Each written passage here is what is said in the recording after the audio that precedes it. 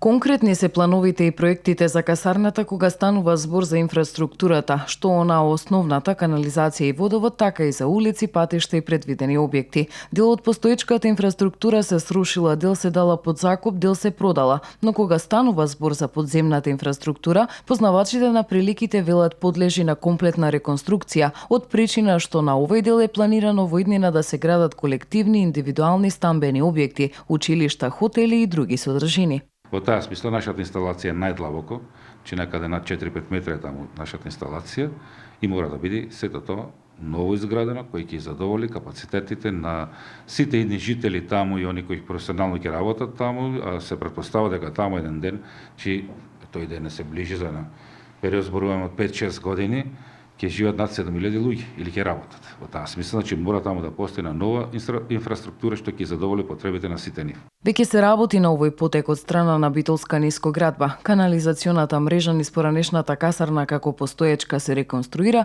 но се поставува и нова, онаму каде старата е дотраена или пак нема капацитет да го даде задоволителниот резултат.